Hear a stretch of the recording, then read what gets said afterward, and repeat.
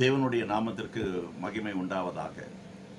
வானத்தையும் பூமியையும் படைத்த சர்வ வல்லமை உள்ள தேவனுடைய நாமத்தினாலே மீண்டும் ஒரு விசை உங்கள் அனைவரையும் என்னுடைய யூடியூப் சேனல் மூலமாக சந்திப்பதில் கர்த்தருக்குள் மகிழ்ச்சி அடைகிறேன்.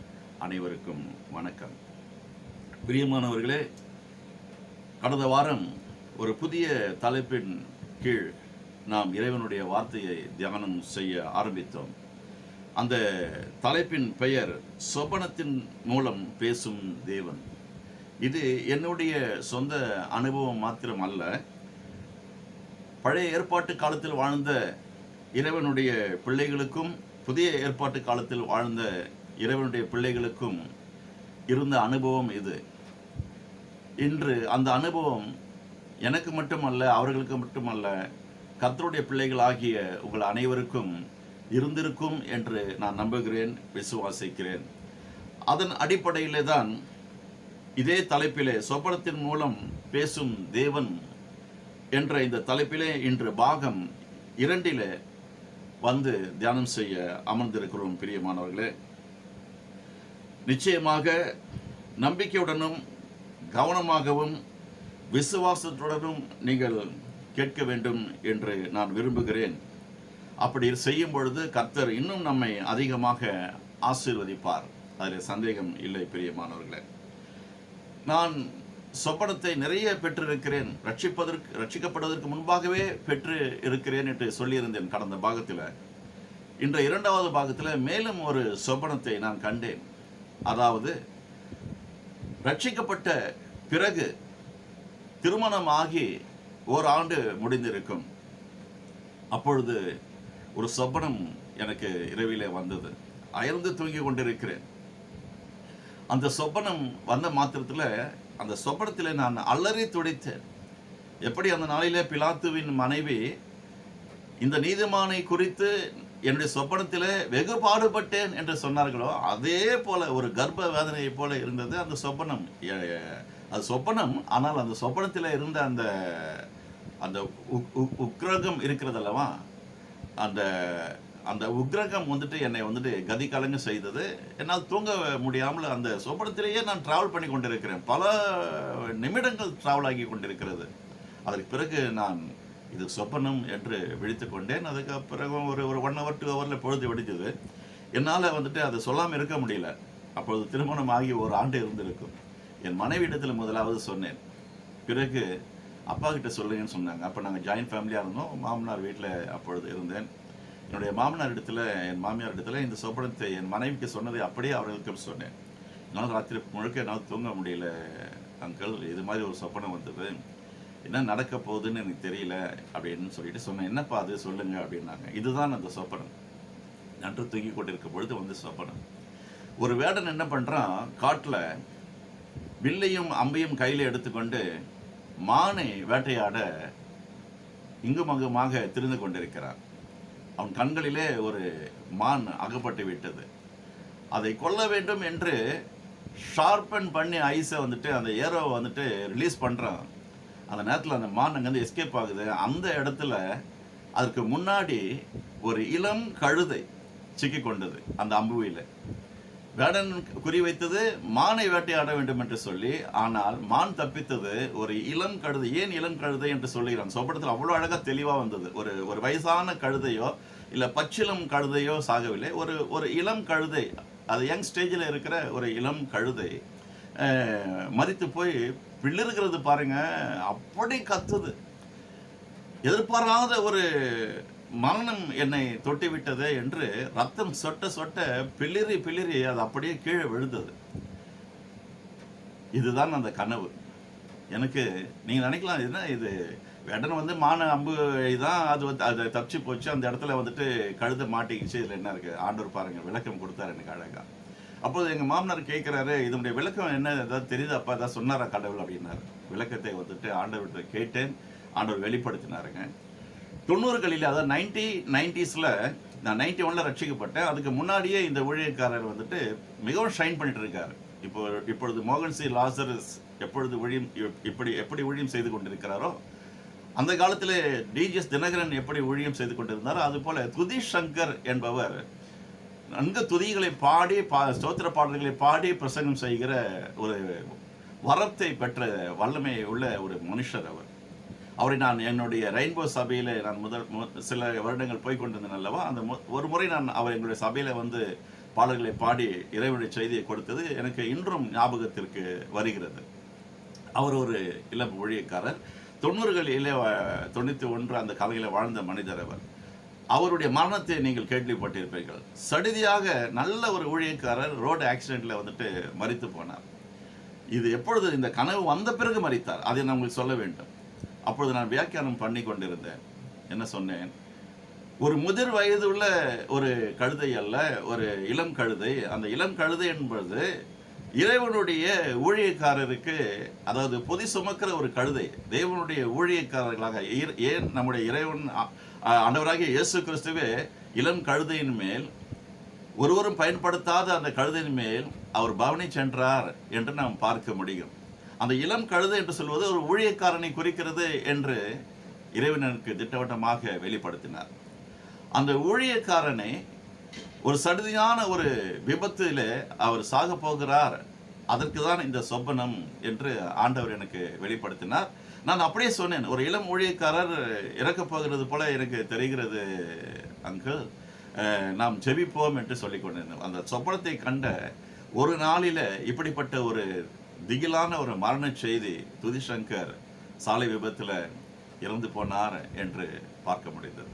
எதற்காக சொல்லுகிறேன் என்று சொன்னால், சில சொப்பனங்கள் நமக்கு சந்தோஷத்தை கொடுக்கும், சில சொப்பனங்கள் நம்மை ஜெபிக்க வைக்கும், சில சொப்பனங்கள் நம்முடைய எதிர்காலத்தை குறித்து சொல்லும். இதையெல்லாம் இந்த வேதாகம புத்தகத்தை வாசிக்க வாசிக்க வாசிக்க இதையெல்லாம் நான் தெரிந்து கொண்டு வருகிற என்னுடைய காரியங்களாக இருக்கிறது என்பதை சொல்ல விரும்புகிறேன். இன்னும் நிறைய சொப்பனங்களை நான் கண்டிருக்கிறேன். இது 2வது சொப்பனத்தை நான் உங்களுக்கு சொல்லியிருக்கிறேன். சரி, கடந்த வாரத்தில் நாம் ஆண்டவராகிய இயேசு கிறிஸ்துவை சிலுவையில் அறைய வேண்டாம் என்று அந்த மனுஷி சொன்னாள் என்று நாம் பார்க்கிறோம். இந்த நீதிமானை குறித்து நான் மிகவும் வெகு பாடுபட்டேன், அவருக்கு ஒரு அநீதியான தீர்ப்பை நீங்கள் வழங்கக்கூடாது என்று கதறினாள் என்று நாம் பார்த்தோம். இந்த 2வது பாகத்தில் திரும்பவும் அங்கிருந்து நான் ஆரம்பிக்க போகிறேன். எதற்காக இதை நான் திரும்பவும் அங்கிருந்து ஆரம்பிக்கிறேன் என்று சொன்னால், வசனம் ஒன்று சொல்லுகிறது, நீதிமொழிகளின் புத்தகம் 18:21, மரணமும் ஜீவனும் நாவின் அதிகாரத்தில் இருக்கும். நன்றாக புரிந்து கொள்ள வேண்டும். கிறிஸ்தவர்கள் அநேகருக்கு இந்த வசனம் நல்லாவே தெரியும். மரணமும் ஜீவனும், நாம் வாழ வேண்டியது அல்லது மறிக்க வேண்டியது ரெண்டுமே எங்கே இருக்குதா? அதில் பிரியப்படுகிறவர்கள் அதன் கனியை புசிப்பார்கள். மரணமும் ஜீவனும் நாவின் அதிகாரத்தில் இருக்கும். நம்முடைய நாவு, நம்ம என்ன பேசுகிறோமோ, நிறைய பேர் என்ன பண்ணுறாங்க, லூஸ் டாக் பண்ணுறாங்க, தெரியாமலே சபிக்கிறாங்க, இப்படி நிறைய காரியங்கள் நடக்குது. சரியாமலே புரிந்து கொள்ளாமலே அவிசுவாசமாக பேசுகிறாங்க. இப்படி தான் அந்த நாளில் வந்து இவனுடைய இரத்தப்பழி, அந்த திரும்ப நான் அந்த வசனத்தை வாசிக்கிறேன். மத்தேயு 27:25, ஜனங்கள் எல்லோரும் இவனுடைய, எவ்வளோ ஒரு ஒருமையில் பேசுகிறாங்க பாருங்க. வானத்தையும் பூமியும் படைத்த சர்வ வல்லமுள்ள தேவன் என்பது அவருக்கு புரியாமலே போய்விட்டது. ஏதோ சாதாரண மனுஷனுக்கு தூக்கு தண்டனை கொடுக்கறது போல அவன் இவன் என்று பேசினது அந்த காலத்தில் அவருக்கு எதிர்த்து நின்ற திரளான கூட்டம். ஜனங்கள் எல்லோரும் இவனுடைய இரத்தப்பழி எங்கள் மேலும் எங்கள் பிள்ளைகளின் மேலும் இருப்பதாக என்று சொன்னார்கள். மேலும் அவனை சிலுவையில் அறையும், அவனை சிலுவையில் அறையும், இவனுடைய இரத்தப்பழி. என்ன சொல்றாங்க? எங்கள் மேல சுமந்தா போதும் அப்படின்னு சொல்லல. அவங்களுக்கு பாருங்க ஆசை, எங்களுடைய பிள்ளைகளின் மேலும் சுமரட்டும், ஆனா இன்னைக்கு இவர் சாகணும். என்ன ஒரு உலகம் இது! இதுல இருந்து நம்ம எஸ்கேப் ஆகணும்னா ஆண்டவர் பக்கம் நம்ம நிக்கணுங்க, அவருடைய நிழல்ல வந்து நிக்கணும். சிலுவையின் நிழல் என் தஞ்சம் என்று பாடல் கூட உண்டு. அவருடைய சிலுவை நிழலிலே நாங்களும் வந்து தஞ்சம் புகுவோம் என்று சொன்னால் நிச்சயமாக நமக்கு தெய்வீக பாதுகாப்பு உண்டு. அந்த ஜனங்கள் அந்த நாளில் ஒரு பெரிய டிக்ளரேஷன் கொடுக்குறாங்க. நாங்கள் மட்டும் இல்லை, எங்கள் பிள்ளைகள், எங்கள் சந்ததி, தலைமுறை, நாங்கள் சாகணும், இவனுடைய ரத்தப்பழி எங்கள் மேலே வந்து உட்காரட்டும் சொல்லிட்டாங்க. அதனால தான் இந்த வசனத்தை வாசித்து காமித்தேன். மரணமும் ஜீவனும் நாவின் அதிகாரத்தில் இருக்கும், அதில் பிரியப்படுகிறவர்கள் அதன் கனியை புசிப்பார்கள். அவங்க சாப்பிட்டது வந்து சாவின் கனிங்க, மாங்கனி இல்லை, ஆப்பிள் இல்லை, சாவின் கனியை புசித்தார்கள். புசித்தது மட்டுமல்லாமல் எப்படி ஏவாள் அந்த நாளில் தான் புசித்தது மட்டுமல்லாமல் தன்னுடைய புருஷனுக்கும் ஆதாமுக்கு கொடுத்து புசிக்க வைத்தாலும், அதே போல இவர்களுடைய மரணத்தின் கனியை இவர்கள் புசித்து, அந்த மரணத்தை இவர்கள் ருசித்து, அது மட்டுமல்ல என்னுடைய சந்ததி கூட ருசிக்கட்டும் சொன்னாங்க. இங்க தான் நான் இப்போ ஆரம்பிக்க போறேன். எப்படி பாருங்க, இப்படி அவர்கள் அந்த நாளிலே கேட்டுக்கொண்டபடியே யூதர்கள் எப்படியெல்லாம் அழிக்கப்பட்டார்கள் என்பதை ஒரு பட்டியலே எழுதி வைத்திருக்கிறேன் பிரியமானவர்களே. முதலாவதாக கிபி 33களில், அதாவது முதல் நூற்றாண்டிலே கிறிஸ்துவானவர் மரித்து பரம் ஏறின அந்த சமயத்தில் எப்படிப்பட்ட சோதனைகள் வேதனைகள் இஸ்ரவேல் ஜனங்களுக்கு, யூத ஜனங்களுக்கு வந்தது என்பதை நாம், அந்த வரலாற்றை நாம் புரிந்து கொள்ள வேண்டும். முதல் நூற்றாண்டிலே ஆரம்பித்த அவர்களுடைய வாயின் வார்த்தைகளின்படியே அந்த மரணத்தின் கனியை அவர்கள் புசித்தார்கள் என்பதற்கு இத்தனை வரலாறுகள் இருக்கிறது. இந்த 21ஆம் நூற்றாண்டு வரைக்கும் அது முடியாமல் தொடர்ந்து யூதர்கள் மரித்து கொண்டே இருக்கிறார்கள். அதை அவர்கள் தான் கண்டுபிடிக்க வேண்டும். நாம் மனம் மாறிவிட்டோம், மனம் திருந்து விட்டோம். இனி இப்படிப்பட்ட தவறுகள், இப்படிப்பட்ட அவிசுவாசமான வார்த்தைகளை பேசக்கூடாது, சபிக்கக்கூடாது. நான் மட்டும் சாகிறதில்லை, என் தலைமுறையே சாகட்டும், என் குடும்பம் சாகட்டும், என் பிள்ளைகள் மேல் அந்த ரத்த பழி வரட்டும் சொல்லி அப்படி பேசவே கூடாது. பாருங்க, அன்னைக்கு அவங்க பேசினாங்க. கிபி 33களில் 1ஆம் நூற்றாண்டுகளிலே யூத ரோமானிய போரில் எருசலேமில் சுமார் 11 லட்சம் ஜனங்கள் இருந்ததாக சொல்லப்படுகிறது. 11 லட்சம், 1-2 இல்லைங்க. இன்னைக்கு கூட சாகிறது few hundreds, few thousand. அது கூட சாகக்கூடாது. அவர்களுடைய அவிசுவாசமான அந்த அவிசுவாச அறிக்கை நிமித்தம் இன்று வரைக்கும் அவர்களுக்கு பாதிப்பு ஏற்படுகிறது என்பதை சொல்ல நான் விழைகிறேன். நாம் அனைவரும் கவனமாக இந்த விஷயத்தில் இருக்க வேண்டும். எப்படி நம்முடைய வார்த்தையை பேச வேண்டும், கோபத்தில் கூட டங் ஸ்லீப் என்று சொல்லி எஸ்கேப் ஆகக்கூடாது. அந்த அளவிற்கு மிகவும் ஜாக்கிரதையாக இருக்க வேண்டும். முதல் நூற்றாண்டில் கிபி 30 கிறிஸ்துவுக்கு பின் 30-33 3 வருஷத்தில் 11 லட்சம் ஜனங்கள், யூத ஜனங்கள் இருந்ததாக பார்க்கப்படுகிறது. சுமார் 97,000 பேர், 97,000 ஸ்லேவரியா போயிட்டாங்க, அடிமைப்படுத்தப்பட்டதாகவும் சொல்லப்படுகிறது. கிபி 132 35 திரும்ப 3 வருஷம் சைமன் பார் கோக்பாவின் தலைமையில் ரோமானிய ஆட்சிக்கு எதிரான இந்த இரண்டாவது பெரிய கிளர்ச்சியை உண்டானது. முதலாவதை விடவும் மிகவும் கொடூரமான அழிவை ஏற்படுத்தியது. முதலாவது அழிவே 11 லட்சம் பேர் செத்தாங்க, 97,000 பேர் அடிமைகளாக கொண்டு போகப்பட்டார்கள் என்று பார்க்கிறோம். ஆனால் அதனுடைய உக்கிரகத்தை விட இது மிக கொடூரமான அழிவை ஏற்படுத்தியது.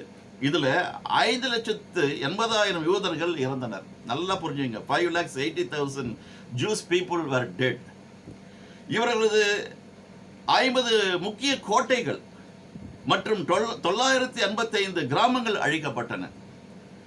முதல் மற்றும் 2ஆம் நூற்றாண்டு நிகழ்வுகள், கிட்டத்தட்ட கிறிஸ்துவானவர் பிறந்த 200 வருஷத்துக்குள்ள பாருங்க, முதல் மற்றும் 2ஆம் நூற்றாண்டு நிகழ்வுகள் இந்த காலகட்டத்தில் நேரடி உடனடி பின் விளைவுகளாக பெரும்பாலும் கருதப்பட்டாலும், சிலுவை போர்களின் போது நடந்த வெளியேற்றங்கள், மைக்ரேஷன் மற்றும் பெரும் இனப்படுகொலை, யூத இனப்படுகொலை உட்பட வரலாறு முழுவதும் யூதர்களின் வாழ்க்கை தொடர்ச்சியான அழிவையும், நான் ஸ்டாப் டிஸ்ட்ரக்ஷன், தொடர்ச்சியான அழிவையும் துன்புறுத்தலையும் எதிர்கொண்டது.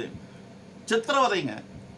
எதுக்கு அந்த மனுஷி சொல்றா, ரட்சிக்கப்படாத ஒரு ரோமானிய மனுஷி சொல்றா, இவரை குறித்து இந்த நீதிமான, இவரை குறித்து மட்டும் இவர் ஒரு நீதிமான், அவள் அதான் சொன்ன ஃபர்ஸ்ட் பாகத்துல பிலாத்துவுடைய மனைவியும் இன்று பரலோகத்தில் சொர்க்கபுரியில சந்தோஷமா வாழ்ந்துட்டு இருக்கிறாங்க. ஆனால் அவர் எதிர்த்து நின்ற யூத ஜனங்கள், அவருடைய நிலைமை இன்று வரைக்கும், இந்த செய்தி எப்படியாகிலும் மொழிபெயர்ப்பு செய்யப்பட்டு யூதர்கள் எங்கெல்லாம் இந்த உலகத்தில் வாழ்ந்து கொண்டிருக்கிறார்களோ அவர்களுக்கெல்லாம் செவிகளில் போய் ஏறும்படிக்கு நான் ஆவியானவரிடத்தில் நான் கேட்டுக்கொள்கிறேன். யூதர்கள் வாழ்க்கை தொடர்ச்சியான அழிவையும் துன்புறுத்தலையும் எதிர்கொண்டது. அது இந்நாள் வரைக்கும் தொடர்கிறது. மேலும் இன்னொரு கொடூரமான சம்பவம், ஹிட்லர் எல்லாருக்கும் தெரியும். ஹிட்லர் மற்றும் நாஜி ஆட்சியும் அவர்களது கூட்டாளிகளும் சேர்ந்து லாஸ்ட் செஞ்சுரியில் 20ஆவது நூற்றாண்டில் 1941 முதல் 45 4 வருஷங்க வரையிலான ஹோலோகாஸ்ட் என்று சொல்லப்படுகிற அந்த காலத்தில் சுமார் 60 லட்சம் யூதர்களை திட்டமிட்டு படுகொலை செய்தனர். Well planned murder. எவ்வளவு? 60 லட்சம். 60 லட்சம் என்பது கொஞ்சம் கழிச்சு பாருங்க. எதற்காக இப்படிப்பட்ட அவிசுவாசமான அறிக்கை அந்த நாளில் இருந்த ஜனங்கள் செய்தார்கள்? எதற்கு அவ்வளவு ஒரு பொறாமை? அவர் நிறைய பேருக்கு சுகத்தை கொடுத்தார். அவரை தொட்ட யாவரும் சுகமானார்கள். அவர் தொட்டாலும் சுகமாகுது, மற்றவங்க போய் அவர் தொட்டாலும் சுகமாகுது. அந்த அளவிற்கு சுகத்தை கொடுக்கிற விடுதலை நாயகன் நம்முடைய ஆண்டவராகிய இயேசு கிறிஸ்து. அந்த நீதிமானை கொலை செய்ய சொல்லி அவன் இவன் என்று பேசுகிறது இந்த உலகம். இன்று வரைக்கும் சில அவிசுவாசிகளும் புறஜாதியினரும் இப்படிதான் அவரை கேவலமாக ஏளனமாக பேசிக் கொண்டிருக்கிறார்கள். அன்றும் அப்படியே பேசினது. அப்படி பேசுகிறவர்களுக்கு இது ஒரு எச்சரிக்கையான ஒரு செய்தியாக இறைவனுடைய சன்னிதானத்தில் உட்கார்ந்து நான் கொடுத்து கொண்டிருக்கிறேன். நீங்கள் யாரை வேண்டுமானாலும் ஏளனமாக நினையுங்கள், திட்டுங்கள். ஆனால் இந்த இறைவனை சமாதானக்காரனர், அவர் சமாதான பிரபு என்று அழைக்கப்படுவார் என்று ஏசாயா தீர்க்கதரிசன புஸ்தகத்தில் நம்மால் வாசிக்க முடியும். இவரை குறித்து ஏளனமாக இலக்காரமாக ஒரு வார்த்தையை நீங்கள் சொல்லுவீர்கள் என்று சொன்னால் சொன்ன நீங்கள் கெட்டு போவீர்கள் என்பதற்கு இந்த யூத குலத்தினுடைய அந்த அழிவுதான் சாட்சி என்று இந்த காலை வேளையில் சொல்ல நான் விரும்புகிறேன். 60 லட்சம் யூதர்களை திட்டமிட்டு படுகொலை செய்தனர். இந்த இன படுகொலையானது ஐரோப்பிய யூதர்களில் ஏறக்குறைய 3/2 பங்கினர் அழிவை குறித்தது. எவ்வளவு பேர் வாழ்ந்தாங்க? சுமார் உதாரணத்துக்கு ஒரு 10 லட்சம் யூதர்கள் வாழ்ந்தாங்க அப்படின்னு சொன்னா, இல்லை 1 கோடி வாழ்ந்தாங்கன்னா 3/2 பங்குனா எவ்வளோ? 66 லட்சம். இப்போ மீதி இருக்கிறது 33. இவங்களை எப்படி இருக்கிட்டாங்கன்னா அப்படியே ஸ்கேட்டட் ஆகிட்டாங்க. சுமார் 25 லட்சம் பேர் பிரத்யேக கொலை மையங்களிலும் ஃபிக்ஸ் பண்ணிட்டாங்க. இந்த இடத்துல அவங்கள கொண்டு போய் அடைச்சி அவங்கள கொலை செய்யணும் அப்படின்னு சொல்லிட்டு சுமார் 25 லட்சம் பேர் பிரத்யேக கொலை மையங்களிலும், 20 லட்சம் பேர் எல்லாம் 1, 2, 10, 20, 100, 200 லட்சம் தான், 1000 கிடையாது, லட்சம் தான். 20 லட்சம் பேர் துப்பாக்கி சூட்டு நடவடிக்கையிலும், 8 லட்சம் பேர் ஸ்லம் என்று சொல்லப்படுகிற சேரிகளிலும் கொல்லப்பட்டனர்.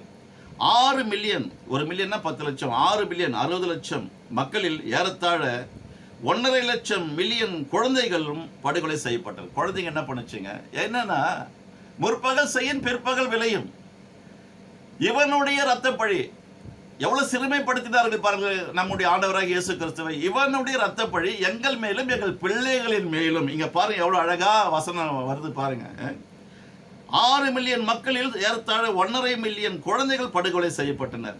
வந்துடுச்சா? எங்கள் பிள்ளைகளின் மேலும் வந்து சுமப்பதாக. நாங்க சாகிறோம், எங்கள் பிள்ளைகளும் சாகட்டும், பரவாயில்ல, செத்து போங்க. ஜீவன் வேணுமா? நல்ல வார்த்தைகளை பேசுங்க. நல்ல வார்த்தை எங்க இருக்கிறது? பரிசுத்த வேதாகமத்தில் இருக்கிறது. நல்ல வார்த்தை யார் கொடுத்தார்? நல்ல தேவன் நமக்கு கொடுத்திருக்கிறார். அவருடைய வார்த்தையை கண்டுபிடிக்கிறவர்களுக்கு மட்டும்தான் நம்மளுக்கு நித்திய ஜீவன் உண்டு. பிரியமானவர்களே, உடலுக்கெல்லாம் மன மகிழ்ச்சி, சந்தோஷம். மன மகிழ்ச்சியோடு கூட ஏதோ கற்பனை உலகத்தில் மிதந்து கொண்டு வந்து உங்களிடத்தில் நான் போதிக்கவில்லை. என்ன நடந்தது? சரித்திரம் என்ன சொல்லுகிறது? நம்முடைய வாழ்க்கையில் என்ன நடந்து கொண்டிருக்கிறது? நாம் எப்படி வாழ்ந்து கொண்டிருக்கிறோம்? அவருடைய உபதேசம் நமக்கு எப்படி பிரயோஜனமாய் இருக்கிறது என்று விளக்கி சொல்லதான் இங்கே வந்து உங்களுக்கு முன்பாக வந்து அமர்ந்திருக்கிறேன். பிரியமானவர்களே, இப்படியாக இந்த நூற்றாண்டு வரை யூத ஜனங்கள் அநேக நாடுகளில் சிதறடிக்கப்பட்டவர்களாகவும் இந்நாள் வரை அநேக இன்னல்களை சந்தித்து வருவதை நாம் கண்கூடாக பார்த்து கொண்டுதான் இருக்கிறோம். இருந்தாலும் சங்கீத புத்தகத்திலே 122 வசனத்தின்படி நமக்கு அறிவுரை ஒன்று வருகிறது இறைவனிடத்தில் இருந்து. எருசலேமின் சமாதானத்துக்காகவும் இஸ்ரவேலர்களுக்காகவும் நாம் வேண்டிக் கொள்வது மிகவும் அவசியம் என்று அந்த இடத்துல நாம் பார்க்கிறோம். இஸ்ரவேலர்களுடைய சமாதானத்திற்காக நாம் வேண்டிக் கொள்ளும் பொழுது நம்முடைய குடும்பம் ஆசீர்வதிக்கப்படும் என்று கருத்து சொல்லுகிறது. அவர்கள் செய்தது பாவம், அவர்கள் அறிக்கை செய்தது பாவம், அவர்கள் எடுத்த தீர்மானம் மிகவும் கீழ்த்தரமான தீர்மானம். என்ன, இன்னைக்கு அவர் செத்துட்டா நாளைக்கு நல்லா ஆயிடுவேன்னு நினைச்சிட்டு இருக்கிறாங்க. தன் சிநேகிதனுக்காக தன் ஜீவனை கொடுக்கிற ஒரு நல்ல நண்பனை போல இந்த உலகத்தில் வேற அன்பை நம்மால் பார்க்க முடியாது என்று சொல்லுகிறார். உங்கள் மேலும் என் மேலும் அவர் அன்பு வைத்தது நிமித்தம் தான் நம்மளை அனைவரையும் சிநேகிதியே என்று கூப்பிடுகிற ஒரு தேவன் இந்த பூமியில இன்றும் உண்டு என்று சொன்னால் அது ஆண்டவராகிய இயேசு கிறிஸ்து. சிநேகிதனே, யூ ஆர் மை ஃப்ரெண்ட் என்று சொல்லுகிறார். தன் சிநேகிதனுக்காக தன் ஜீவனை கொடுக்க வந்தேன் என்று சொல்லுகிறார். நானும் ஜீவனை கொடுக்கவும் அந்த ஜீவனை பரிபூர்ணப்படுத்தவுமே வந்தேன் என்று சொல்லுகிறார். எவ்வளவு ஒரு அருமையான இறைவன் இவர். இவரை நீங்கள் ஒரு கேவலமாக எண்ணலாமா? அப்படி பேசியிருந்தால் மன்னிப்பு கேட்க வேண்டாமா? எவ்வளவு ஒரு நிஷ்டூரமான ஒரு ஒரு விசுவாச அறிக்கையை அவர்கள் செய்தார்கள். இவனுடைய ரத்தப்பழி, ரத்தம் இன்னைக்கும் பேசக்கூடிய வல்லமை கொண்டதுங்க. ஆபேல் மரித்த பிறகு ஆபேலின் ரத்தம் பரலோகத்தில் கூக்குரலிட்டதான். அந்த கூக்குரலின் சத்தத்தை கேட்டு இறங்கி வந்தேன். காயினே, உன்னுடைய சகோதரன் எங்கே? ஒரு பாவமும் செய்யாத, ஒரு பாவமும் அறியாத, நினைத்து கூட பார்க்காத அவருக்கு ஒரு பெயரை நான் வைத்திருக்கிறேன்னு சொன்னது. தி காட் ஆஃப் இன்னசென்ட், தமிழ்ல வெள்ளந்தியான தேவனுங்க. நீங்க ஒத்துக்கொள்ளணும், நம்ம எவ்வளவு பெரிய பாவிகள். சபைக்கு போயிட்டு வந்துட்டு இருந்தா, பைபிளை படிச்சுட்டு வந்துட்டு இருந்தா ரொம்ப சுத்தமா வாழ்ந்துட்டு இருக்கிறோமா? நம்முடைய கான்சியஸ் சொல்லுதுல நம்மளுக்கு. ஆனாலும் அவர் நம்மை மன்னிக்கிறாருங்க. 70 தடவை அல்ல, 7 முறை அல்ல, 70 தடவை.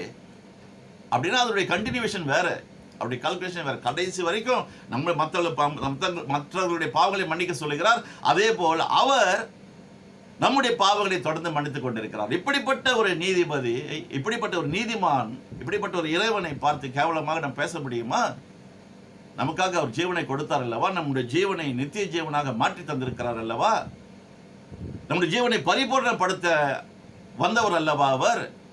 அவர் நேற்றும் இன்றும் என்றும் மாறாத இறைவனாக இருக்கிறார் அல்லவா? இப்படிப்பட்ட சூழ்நிலைகளிலே, இப்படிப்பட்ட சோதனைகளிலே அகப்பட்டிருக்கிற யூத ஜனங்களுக்காக, இஸ்ரவேல் ஜனங்களுக்காக ஆண்டவர் சொல்றாரு பாருங்க, அவர்களுடைய சமாதானத்துக்காக நீங்க வேண்டிக் கொள்ளுங்க. அப்படி வேண்டிக் கொள்ளும் பொழுது அவர்கள் நன்றாக இருப்பார்கள். அதை விட அவர்களுடைய சமாதானத்திற்காக நீங்கள் வேண்டிக் கொள்கிறீர்கள் அல்லவா? நீங்கள் இன்னும் சமாதானமாய் இருப்பீர்கள், சந்தோஷமாய் இருப்பீர்கள், மனமகிழ்ச்சியாய் இருப்பீர்கள். உங்கள் குடும்பம் ஆசீர்வதிக்கப்பட்டும். திராட்சை கொலையை போல, திராட்சை தோட்டத்தை போல உங்களுடைய சந்தோஷம் மிகவும் இரட்டத்தனையா இருக்கும். இதுதாங்க ஆண்டவர் நமக்கு கொடுத்திருக்கிறார். எவ்வளவு பெரிய ஒரு தேவையில்லாத ஒரு பிரச்சனையில அன்னைக்கு அந்த கூட்டம் மாட்டிக்கொண்டது. ஆனால் ஒரே ஒரு மனுஷி, அவளுடைய சொப்பனம். இதற்காக தான் இந்த டைட்டில் நான் கண்டுபிடிச்சேன். இறைவன் சொப்பனத்தின் மூலமாக நம்ம ஒவ்வொருவரோட கூட பேசுகிறார். தூங்குகிற நேரத்தில் நிச்சயமாக கண்களை மூடி, இறைவா எனக்கு நல்ல சொப்பனத்தை தாரும், என்னை குறித்து வெளிப்படுத்தும், என் குடும்பத்தை குறித்து வெளிப்படுத்தும், சமுதாயத்தை குறித்து வெளிப்படுத்தும், என் தேசத்தை குறித்து வெளிப்படுத்தும், என்னுடைய எதிர்காலத்தை குறித்து வெளிப்படுத்தும், என்னுடைய எதிரிகளை குறித்து வெளிப்படுத்தும், எனக்கு துரோகிகளாக நிற்கிறார்கள் அவர்களை குறித்து வெளிப்படுத்தும், என்னை குறித்து அவர்களோடு கூட சொப்பனத்தின் மூலமாக அவர்களுடைய கனவில நீர் பேசும். கேட்கலாம். நான் நிறைய முறை அப்படி கேட்டிருக்கிறேன். இன்னும் நிறைய அனுபவம் உண்டு. ஏற்கனவே என்னுடைய சைல்ட்ஹுட் ஃப்ரெண்டு சொல்லியிருந்தேன், யங் ஏஜில் இருக்கும்பொழுது, 15 வயது இருக்கும்பொழுது என்ன நடந்தது என்று முதல் பாகத்தில் சொல்லியிருந்தேன். 2வது பாகத்தில் இப்பொழுது ரட்சிக்கப்பட்ட பிறகு ஆண்டவர் கொடுத்த சொப்பனம் இது.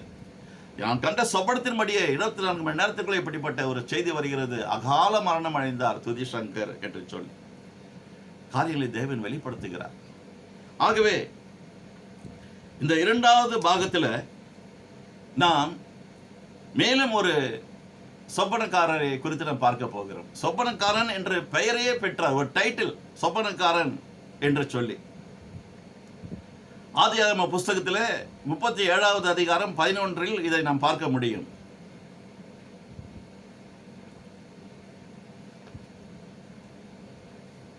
ஒரு நொடி பொழுதுங்க.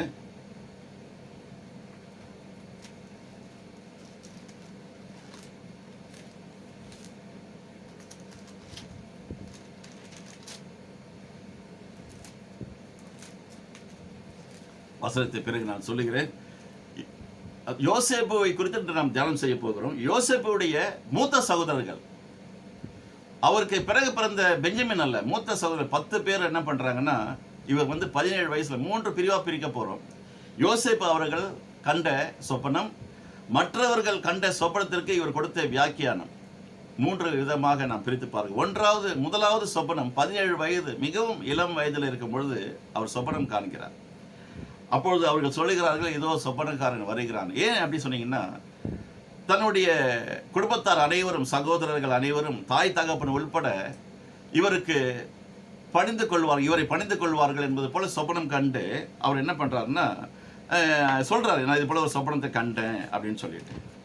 அந்த சொப்பனத்தை பார்த்த மாத்திரத்தில் ஆதியாகமம் புஸ்தகம் 37:19 இந்த வசனம் வருகிறது, இதோ சொப்பனக்காரன் வருகிறான்.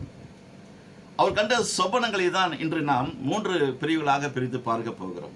முதலாவது சொப்பனம், 17 வயது, இளம் வயது, 18 வயது கூட நிரம்பாத ஒரு வாலிபன், இறைவன் அவருக்கு சொப்பனத்தை கொடுக்கிறார்.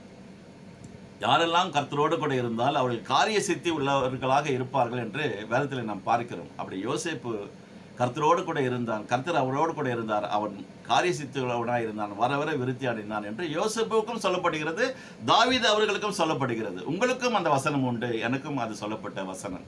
நாம் தான் அதை புரிந்து கொண்டு நாம் காரியவாதிகளாக மாறும் பொழுது, காரிய சித்தி உள்ளவர்களாக மாறும் பொழுது, யோசேப்பை ஆசீர்வதித்த தேவன், தாவீதை ஆசீர்வதித்த தேவன் உங்களையும் என்னையும் ஆசீர்வதிக்க அவர் போதுமானவராக இருக்கிறார்.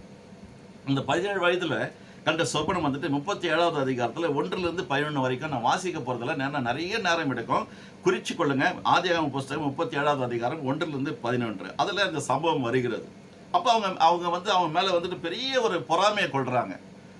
இவன் உயிராக இருந்தால் தானே நம்மெல்லாம் இவனுக்கு முன்பாக வணங்கி போவோம், பணிந்து போவோம், அவர் நமக்கு எஜமானா இருப்பார், உயிராக இல்லைன்னா அப்படி சொல்லிட்டு திட்டம் போடுறாங்க. திட்டம் போட்டு அவர் என்ன பண்ணுறாங்க, கொலை பண்ணணும்னு முடிவு பண்ணிட்டாங்க. சொந்த ஒருவனுக்கு சத்துரு அவனுடைய வீட்டாரே என்று சொல்றது ஆண்டவராக இயேசு கிறிஸ்து எவ்வளோ ஒரு பொருத்தமான ஒரு வசனமாக ஒரு சம்பவம் இந்த இவருடைய வாழ்க்கையில் நடந்திருக்கு பாருங்க. யோசேப்புடைய வாழ்க்கையில் நடந்திருக்கு. சொந்த நண்பர்கள் கூட இல்லை, அயலகத்தாரே இல்லை,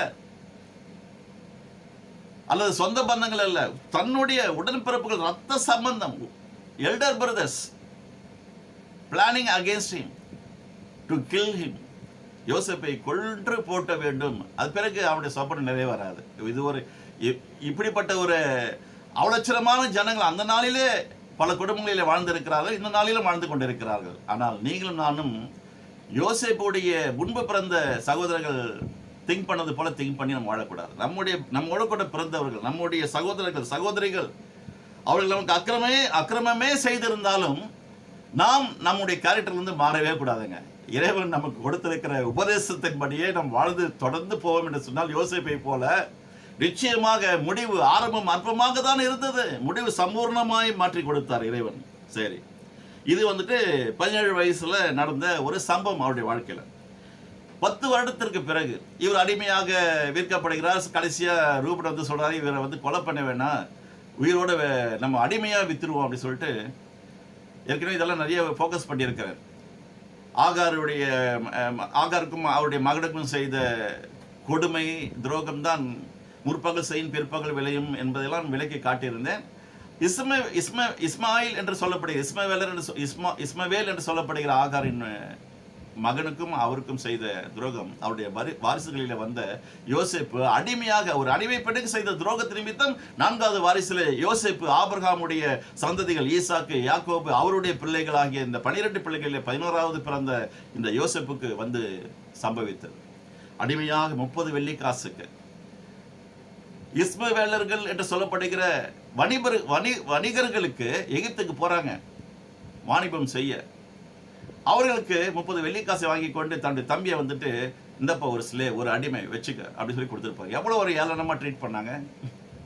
அது வந்துட்டு 17 வயசுல நடந்த சொப்பனத்தை கண்ட மாத்திரத்தில் நடந்த சம்பவங்கள். இவர் ஒரு இன்னசென்ட், எப்பொழுதுமே காட்லி ஸ்பிரிட் பொசஸ்ட் மேன், ஆண்டவருடைய ஆவியை நிறைந்தவராய் வாழ்ந்து கொண்டிருக்கிற அநேகரிலே இவரும் ஒருவர். இவருடைய குணாதிசயம், அவருடைய தன்மை, அவருடைய ஒழுக்கம், அவருடைய பரிசுத்தம் எல்லாமே ஒரு முறை வந்துட்டு செய்யாத குற்றத்துக்கே இவர் மாட்டிக்கிட்டார், ஜெயிலில் போடுறாங்க. எந்த ராஜாவுடைய வீட்டில் இருந்தாரோ அந்த ராஜாவுடைய மனைவியே இவர் 27 வயதில் இருக்கும் பொழுது மிகவும் சௌந்தரியமும் ரூபமுள்ள ஒரு மனுஷனாக, ரூபமுள்ள முகமுள்ள மனுஷன் என்று சொல்லப்பட்டிருக்கிறது. ராஜா இருந்தாலும் ராஜாவுடைய சமூகத்தில் ஒரு சர்வெண்ட்டாக வந்தவருக்கு ராஜாவுடைய மனைவி கண் போட்டால், நித்தமும் கண் போட்டால், பின்தொடர்ந்தால், ஒரு கட்டத்தில் அவள் இப்படியே சொல்லுகிறாள், நான் உன்னை தொடர்ந்து பின்னாடி வரேன், என்னோட கூட இரும், என்னை சயனி என்று சொல்லுகிறார். அப்படிப்பட்ட ஒரு உள்ளம் ஒரு ராஜாவுடைய மனைவிக்கு அந்த நாளிலே இருந்தது. இதெல்லாம் எதற்காக சொல்லி, இது ஒரு வரலாறு, இது ஒரு கதை என்று எடுத்துக்கொள்ளாமல் இது நடந்த சரித்திர சம்பவங்கள். இதை மறைக்கவில்லை பாருங்கள் பரிசுத்த வேதாகமம். இந்த மனுஷனுக்கு ஒரு டெஸ்டிங் பீரியட் வருதுங்க. ஏற்கனவே தன்னுடைய சொந்த சகோதரர்களால் மரணம் வரைக்கும் சென்று தப்பித்து விட்டார். இரண்டாவது, செய்யாத ஒரு குற்றம். இந்த நாளிலே வாலிபர்கள் வந்துட்டு எத்தனையோ அசம்பாவித காரியங்களிலே தலை நுழைத்து விடுகிறார்கள். அது நிமித்தம் அவமானம், அது நிமித்தம் மரணம், சூசைட் கூட பண்ணிக்கிறாங்க. தே ஆர் கமிட்டிங் சூசைட், அதாவது தற்கொலை செய்து கொள்ளுகிறார்கள். எனக்கு தெரிந்த நண்பர்கள் நிறைய பேர் இப்படி அகப்பட்டிருக்காங்க. அப்படியே உலகமெல்லாம் எப்படி இருக்கும் பாருங்க. அப்படி இவர் வந்துட்டு ஒன் சைட் லெவலில் இவர் போல ராஜாவுடைய மனைவி நம்ம கேப்சர் பண்ணால் நம்ம ராஜாவாயிடலாம், அப்படி குறுக்கட் மைண்ட்லாம் அவர் கிடையாது. இறைவன் என்னை ஆசீர்வதிப்பார், இறைவன் எனக்கு சொப்பனத்தை கொடுக்கிற இறைவன், அதற்கு வியாக்கியானங்களை கொடுக்கிற இறைவன், அவர் என்னோடு கூட இருக்கிறார். அவர் சொல்லுகிறார், நான் ராஜாவுக்கு துரோகம் செய்வது எப்படி, இறைவனுக்கு நான் துரோகம் செய்வது எப்படி, ஆகவே என்னை விட்டுவிடு. இருந்தாலும் அந்த மனுஷி இவர் அவளுடைய சொல்லுக்கு இணங்கவில்லை என்று சொல்லி பொய்யான ஒரு குற்றத்தை சுமத்தி சிறைச்சாலையிலே கொண்டு போய் தள்ளுகிறார்கள். ராஜாவுக்கு அது தெரியும், இந்த மனுஷன் இப்படிப்பட்ட ஒரு காரியத்தை செய்திருக்க மாட்டான் என்று சொல்லி. இருந்தாலும் ராஜாவுடைய மனைவியினுடைய வார்த்தைக்கு கீழ்ப்பட்டவனாய் அவன் சிறைச்சாலையில் இருந்தான். 3 வருடம் இருந்தாருங்க. 17 வயசுல ஒரு பிரச்சனை, 27வது வயசுல செய்யாத ஒரு குற்றத்திற்கு அந்த நீதிமான் சிறைச்சாலையில் இருந்தார். கடைசியாக 3வது சொப்பனம் ராஜாவுக்கு வருகிறது. ராஜாவுக்கு வந்த சொப்பனத்தில்தான் இவருடைய வாழ்க்கை ஒரு திருப்பு முனையாக அமைந்தது. முதலாவது சொப்பனம் திருப்பு முனை தான், அது வெறுப்பு முனையாக மாறினது. தன்னுடைய சொந்த அண்ணன்மார்களால் அந்த திருப்பு முனை வெறுப்பு முனையாக மாறினது. வெறுப்பு முனை என்று சொன்னால் சாகடிக்கவே முடிவு செய்து விட்டார்கள். ஒரு பாழான கிணறுகளை தள்ளிவிட்டு அவர்கள் உணவருந்து கொண்டிருக்கிறார்கள். எப்படிப்பட்ட உலகம் இது, எப்படிப்பட்ட குடும்பத்திலே நாம் பிறந்து வாழ்ந்து கொண்டிருக்கிறோம் பிரியமானவர்களே. பந்தம் இருக்கிறதா, பாசம் இருக்கிறதா, நல்ல உறவு முறை இருக்கிறதா, நல்ல பழக்க வழக்கம் இருக்கிறதா? ஒரு குடும்பத்திலே ஒரு மனுஷன் 6 பேர் 7 பேர் 10 பேர் பிறந்த அந்த நாளில் 12 பேரோடு கூட பிறந்த யோசேப்பு, பெஞ்சமினை தவிர மற்ற 10 பேரும் இவருக்கு அகேன்ஸ்டா எழுந்து நின்னாங்க. இன்னைக்கும் அப்படிப்பட்ட ஒரு சூழ்நிலை ஒவ்வொரு குடும்பத்திலும் நடந்து கொண்டு இருக்கிறது அல்லவா? இதை சொல்லதான் ஆசையோடு கூட விசுவாசத்தோடு கூட உங்களுக்கு முன்பாக வந்து அமர்ந்திருக்கிறேன். சொப்பனத்தை காணுங்கள், சொப்பனத்தை கேளுங்கள். ராஜா கண்ட சொப்பனம் என்ன? அவர் என்னை போல நான் எப்படி சொன்னேன், இப்படிப்பட்ட ஒரு மானை வேட்டையாடி கழுதை மாட்டிக்கொண்டது, கழுதை பீறிட்டு பிளிரிட்டு நான் எதற்காக சாக வேண்டும் இந்த சின்ன வயதில் என்று நினைத்து நினைத்து நினைத்து கதறி கீழே ரத்தம் சொட்ட சொட்ட விழுந்து தன் ஜீவனை விட்டது. அது அலறி துடித்து, இந்த நீதிமானை குறித்து நான் வெகு பாடுபட்டேன் என்பது போல நானும் வெகு பாடுபட்டேன் அந்த நாளிலே. இது என்ன, இதனுடைய காரியம் என்ன, இதனுடைய முடிவு என்ன? செத்தே போச்சு இல்லையா? அதே போலதான் ஊழியக்காரர், இளம் வயது உள்ள சுமார் ஒரு 35-38 வயது தான் அந்த நாளில் அவருக்கு இருக்கும். அப்பொழுது எனக்கு ஒரு 30-31 வயது இருக்கும். இளம் வயது ஊழியக்காரர் மரிப்பார் என்பதை ஆண்டவர் இறைவன் எனக்கு சொப்பனத்தின் மூலமாக காண்பித்தார். அப்படியே 24 மணி நேரத்தில் அந்த சொப்பனம், ஒரு ஊழியக்காரர், இளம் வயது உள்ள ஊழியக்காரர் மரித்தார் என்ற தகவல் எங்களுக்கு தெரியும். உங்கள் அனைவருக்கும் தெரியும். தமிழகத்தில் வாழ்ந்து கொண்டிருக்கிற அனைவருக்கும் துதி சங்கரை குறித்து தெரியும். சரி, இந்த கடைசியாக நான் முடிப்பதற்கு முன்பாக இந்த விஷயத்தை சொல்லிவிட்டேன். ராஜா கண்ட சொப்பனம் எப்படிப்பட்ட சொப்பனம்? அவருடைய கண்ட சொப்பனத்திற்கு அவருடைய ராஜ்யத்தில் இருந்த எந்த விதமான மனுஷருக்கும் ஞானிகளுக்கும் புலன்படவே இல்லை, வெளிப்படுத்த முடியவே இல்லை. அப்பொழுது சிறைச்சாலையில் இருந்த நம்முடைய முற்பிதாவாகிய யோசேப்பு அவர்களுக்கு அந்த செய்தி கொடுக்கப்படுகிறது. சிறைச்சாலையில் இவரோடு கூட இருந்த செய்த குற்றத்திற்காக சிறைச்சாலையில் இருந்தார்கள் 2 பேர். இவர் செய்யாத குற்றத்திற்காக சிறைச்சாலையில் இருந்தார். 3 பேரும் ஒரே அறையில் இருக்கிறார்கள், நண்பர்களாக மாறிவிட்டார்கள். அந்த 2 குற்றவாளிகளுக்கு ஒரு காவலாளியாக, ஒரு மேனேஜராக இவரை ராஜா அந்த இடத்துல ஏற்படுத்தி வைத்தார் என்று கூட நம்மால் பார்க்க முடியும். அவர்கள் கண்ட கனவுக்கும் இவர் வியாக்கியானம் கொடுக்கிறார். வெகு சில நாளிலே நீ ராஜாவுடைய சமூகத்தில் திரும்பவும் 2 பேரும் செல்லுவீர்கள், முன்பு இருந்த அதே பதவியை நீ வகிப்பாய், ராஜாவுக்கு திராட்சை ரசம் பரிமாறுவாய், உன்னை ஹானர் பண்ணுவார், இன்னொருவனையோ அவர் தூக்கிலிடுவார் என்று சொல்லி அவர்களுக்கும் விளக்கம் கொடுத்தார். அதே போல் நடந்தது. இதெல்லாம் விலைக்கு சொல்வதற்கு என்னால் முடியாது, நிறைய நேரமாகும். சபையாய் இருந்தால் நிச்சயமாக பல வருடங்களுக்கு முன்பாக நின்று பேசக்கூடும். ஆகவே யோசேப்புடைய வரலாறு 37வது அதிகாரத்திலிருந்து 50வது அதிகாரம் வரைக்கும் இருக்கிறது. தயவு செய்து படியுங்கள். நல்ல சொப்பனம் உங்களுக்கு வரும். ராஜா கண்ட சொப்பனத்திற்கு ஞானிகளால் மந்திரவாதிகளால் விவரிக்க முடியவில்லை, விளக்க முடியவில்லை. அந்த சிறைச்சாலையிலே அந்த செய்தி போகிறது.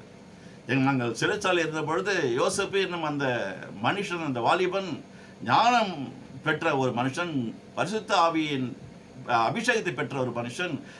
நாங்கள் கண்ட சொப்பனத்திற்கு அவன் விளக்கம் கொடுத்தான், அப்படியே எங்களுக்கு நிறைவேறினது. இப்பொழுதுதான் எனக்கு ஞாபகம் வருகிறது. யோசேப்பு அப்பவே சொல்றாரு, நீங்க ராஜா கிட்ட போயிட்டு நீங்க ஹானர் ராஜா உங்களை ஹானர் பண்ணும்போது என்னை நினைத்துக் கொள்ளிட்டு சொல்லி அனுப்புகிறார். இந்த யோசேப்பு அவர்கள் மறந்து போய்விட்டார்கள். ஞாபக மறதி ரொம்ப பேருக்கு இருக்குங்க.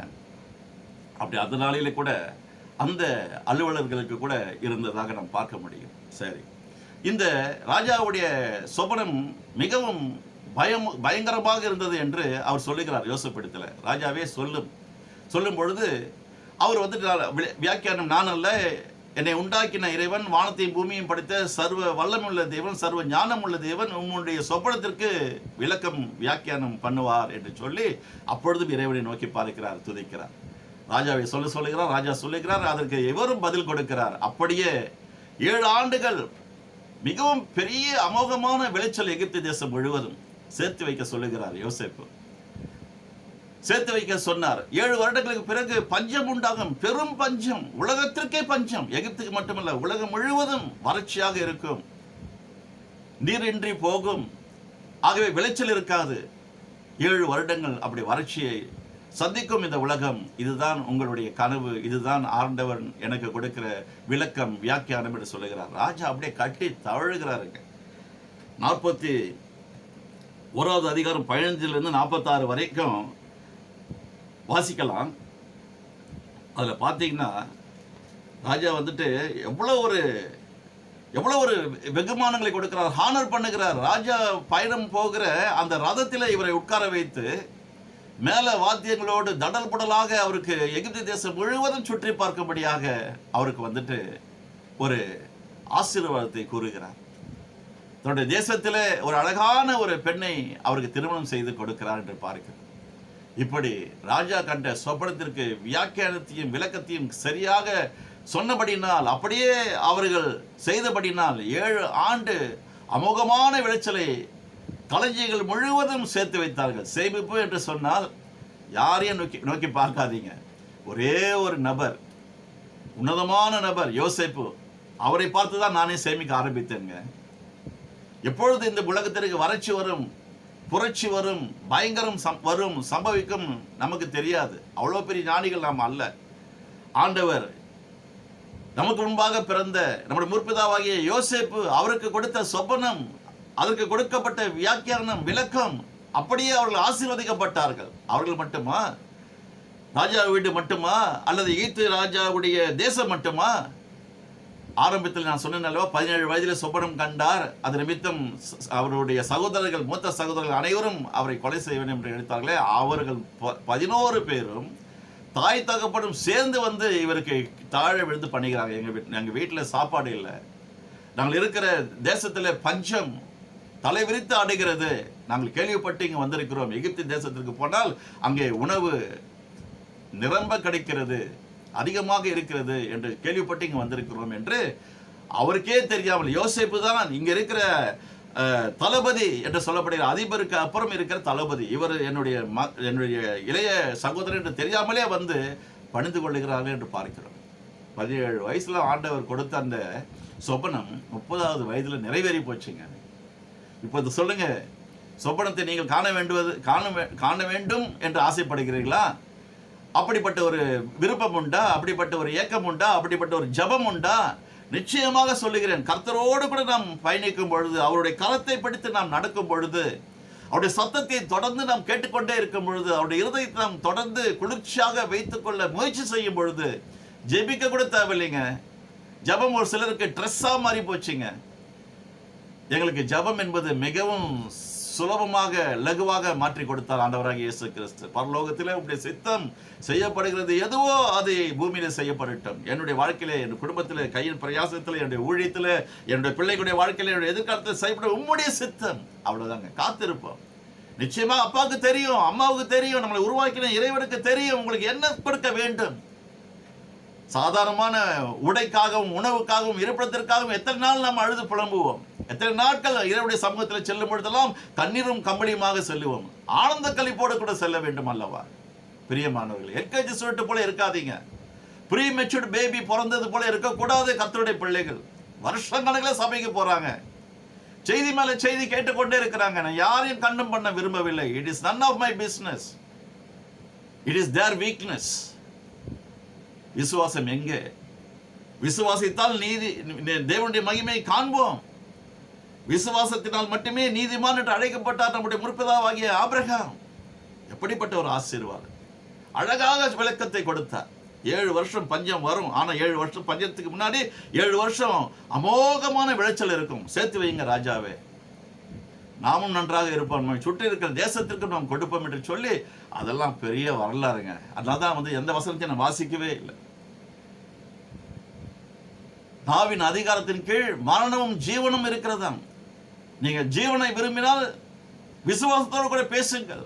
மரணத்தை விரும்பினால் இவனுடைய இரத்தப்பழி என் மேலும் என் பிள்ளைகள் மேலும் இருப்பதாக என்று எப்படி சொல்லி அப்படியே மாட்டிக்கொண்டார்களோ, இந்நாள் வரைக்கும் விடுதலை பெற முடியாமல் அவர்களுக்கே தெரியல. ஏன் யூத குலம் இப்படி சாகிறது, இஸ்ரவேல் ஜனங்கள் ஏன் இப்படி சிதறடிக்கப்பட்டிருக்கிறார்கள், புரிந்து கொள்ள வேண்டும் அல்லவா? நான் ரட்சிக்கப்படுவதற்கு முன்பாக என் குடும்பத்தில் கொடூரமான ஒரு சூழ்நிலை நாங்கள் அனுபவித்தோம். நான் மட்டுமில்லை, என் குடும்பம் முழுவதும். எனக்குள்ள பலவிதமான யோசனைகள். இதுல இருந்து நான் வெளியே வரணுமே, எப்படி, நான் எதற்காக இந்த பூமியில வாழ்ந்து கொண்டிருக்கிறேன், நான் எப்படி பிறந்தேன், யார் என்னை பிறக்க வைத்தது, யார் எனக்கு தேவன், யார் இந்த வானத்தையும் பூமியும் எப்பொழுது பார்த்தாலும் வானத்தை நோக்கி பார்த்துட்டு இருப்பேன். எனக்கு பைபிளே தெரியாதுங்க.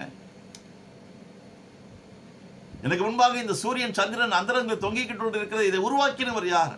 அங்கலாய்த்து கொண்டிருந்தேன். இறைவன் என்னை தேடி வந்தார் பாருங்க. அவர் தேடி ஓடி வந்தார் என்று ஃபாதர் பெருமான்ஸ் பாடுறாருங்க. இதற்கு பிறகு இன்னும் ஒரு சில வாரங்களை இதை முடித்துவிட்டு ஒரு அருமையான சத்தியத்திற்குள்ளே நாம் நுழைய போகிறோம். 12 விதமான கோத்திரங்களை குறித்து நாம் ஆராய போகிறோம். அந்த 12 கோத்திரத்தாருடைய சுபாவம் இன்று இருக்கிற கிறிஸ்தவர்களுக்குள்ளே இருக்கிறது என்பதை நான் புட்டு புட்டு வைக்க போகிறேன். நிச்சயமாக கர்த்தர் நம்மோடு கூட இருக்கிறார். பிரியமானவர்களே, ஆண்டவர் அந்த நாளில் எனக்கு கொடுத்த சொப்பனம் 1 2 அநேகம் நிறைவேறிவிட்டது. யோசேப்புக்கு ஆண்டவர் சொப்பனத்தை கொடுத்தார். சொப்பனக்காரன் இதோ வருகிறான் என்று அவருக்கு ஒரு டைட்டிலே கொடுத்துட்டாங்க. யோசேப்பு வரான், என் தம்பி வரான்னு சொல்லல, சொப்பனக்காரனா. எவ்வளவு ஒரு ஜெலஸ் ஸ்பிரிட் இருந்திருக்கு அவனுக்குள்ள. அவன் எப்படியாயிலும் அவனோட ஜீவனை எடுக்கணும்னு முடிவு பண்ணிட்டு செத்து போனதா பொய்யான தகவலை தன்னுடைய தகப்பனாக யாக்கோபுக்கு கொடுக்குறாங்க. என்ன குடும்பங்க இது? முற்பகல் செய்யும் பிற்பகல் விளையும். அது நடந்ததா இல்லையா அவங்களுடைய வாழ்க்கையில? எஸ்கேப் ஆக முடியாதுங்க. நிறைய பேருக்கு திமிரு ஜாஸ்தி இருக்குதுங்க, கொழுப்பு, கண்ணு ஃபுல்லா கொழுப்பு, கொழுப்புல தான் பார்ப்பாங்க. வாய் நிறைய கொழுப்பு, ஏன்னா கொழுப்பு நிறைய சாப்பிடுறோம்ல, கொழுப்பா தான் பேசுவாங்க. அப்படி பேசுனா என்ன ஆகும்? லட்சக்கணக்கான பேர் 1ஆம் நூற்றாண்டிலிருந்து இந்த 21ஆவது நூற்றாண்டு, 1ஆம் நூற்றாண்டிலிருந்து 21ஆவது நூற்றாண்டு, இது 20 நூற்றாண்டுகள், 2000 வருஷமா சித்திரவதை மேல் சித்திரவதை, ரத்தம் சிந்திக்கொண்டே இருக்கிறது ஒரு குறிப்பிட்ட சமுதாயம். நான் எப்படி போய் அங்கே சொல்லுவேன்? இறைவனுடைய சமூகத்தில் உட்கார்ந்து நான் சொல்லுகிறேன். இறைவன் நிச்சயமாக அவர்களுக்கு இந்த காரியங்களை வெளிப்படுத்தட்டும், மனம் திரும்பட்டும். மனம் திரும்புகிற, யூட்டன் பண்ணுகிற ஒரு மனுஷன் நிமித்தம் பரலோகம் மிகுந்த சந்தோஷமா இருக்கும். ஒரு யூதன் ரட்சிக்கப்பட்டார், ஒரு யூதன் ஆண்டவராகிய இயேசு கிறிஸ்துவை நினைத்து பார்த்தால், அவர்கள் எங்கள் முற்பதாக்கள் செய்த தவறினை நான் இந்த நாளில் உம்மிடத்தில் மன்னிப்பு கேட்கிறேன் என்று ஜெபித்தால், நிச்சயமாக ஒரு மனுஷன் நிமித்தம் அந்த முழு குடும்பமும், அந்த முழு சாம்ராஜ்யமும், அந்த முழு சமூகமும், அந்த முழு யூத குலமும் ரட்சிக்கப்படும். எஸ்தர் ஒருத்திதான் ரெட்டு உடுத்திக்கொண்டு புசியாமல் குடியாமல் இறைவனுடைய சமூகத்தில் உட்கார்ந்து ஜெபித்தால், என் யூத குலம் அழிவதை நான் எப்படி பார்த்து கொண்டு இருப்பேன்? காரியம் மாறுதலாய் முடிந்தது. பிரியமானவர்களே, முடியும், முடிப்பார். அவர்தான் ஆரம்பம், அவர்தான் முடிவு, அவர்தான் ஆல்பா, அவர்தான் ஒமேகா. அவருக்குள் நாம் சேர்ந்து பயணிக்க வேண்டும். பிரியமானவர்களே, அவர் நம்முடைய நண்பர், அவர் நம்முடைய அன்பர், நம்முடைய தகப்பன், நம்முடைய தாய், நம்முடைய முதலாளி, நம்முடைய எஜமா, நம்முடைய மருத்துவர், நம்முடைய வழக்கறிஞர், நம்முடைய நீதிபதி, நம்முடைய அதிபதி அவர்தான். அவர்தான் நம்முடைய ராஜா, மற்றவர்கள் எல்லாம் கூஜா. இப்படிதான் நம்முடைய போக்கஸ் இருக்கணும். உலகத்தையோ உலகத்தில் உள்ளவைகளையோ தயவு செய்து மேன்மை பாராட்டுதீங்கள். தங்கத்தை வைத்திருக்கலாம், வைத்துக் கொள்ளுங்கள். வெள்ளியை வைத்துக் கொண்டிருக்கலாம், வைத்துக் கொள்ளுங்கள். நிலத்தை வைத்துக் கொண்டிருக்கலாம், வைத்துக் கொள்ளுங்கள். பணத்தை கோடிக்கணக்கிலே சேர்த்து உங்களுடைய வங்கியை வைத்திருக்கலாம், வைத்துக் கொள்ளுங்கள். அது உங்களுக்கு ரட்சிப்பை கொடுக்க போவது கிடையாது. உங்களுக்காக எனக்காக 2026 ஆண்டுகளுக்கு முன்பாக இறங்கி வந்தாரே ரட்சகர், விமோச்சகர் ஆண்டவராகிய இயேசு கிறிஸ்து. அவர்தான். அவரை நோக்கி நோக்கி பார்க்கிற முகங்கள் ஒரு நாளும் வெட்கப்பட்டு போனது கிடையாதுங்க. சிங்கக்குட்டிகள் கூட ஒரு வேளை தாழ்ச்சி அடைந்து பட்டினி கிடக்கலாம், அது கூட விடமாட்டார். எனக்கு அப்படிப்பட்ட நம்பிக்கை இல்லை. நல்ல இறைச்சியை கொண்டு வந்து தாய் தகப்பன் கொடுக்குதுங்க. சங்கீதக்காரன் எழுதுகிறார், தமிழ் வேதாகமத்தில் சிங்கக்குட்டிகள் தாழ்ச்சி அடைந்து பட்டினி கிடக்கும், கர்த்தரை தேடுகளுக்கும் ஒரு நன்மையும் குறைப்படாது. தமிழ் டிரான்ஸ்லேஷன். வேற டிரான்ஸ்லேஷன் படிச்சு பார்த்தீங்கன்னா ரொம்ப அழகாக சொல்லப்படுது. ஒரு வேளை perhaps sometimes happens like that, but father and mother of the tiger and the lion, they will not leave them like that. They are always ready to pray some animals to give food, satisfaction food they can give to their cubs. அவர்களுடைய பிள்ளைகளுக்கு, குழந்தைகளுக்கு மனம் திருப்தி அடையக்கூடிய அளவிற்கு fresh மீட்டை கொண்டு கொடுப்பாங்க. What about our creator?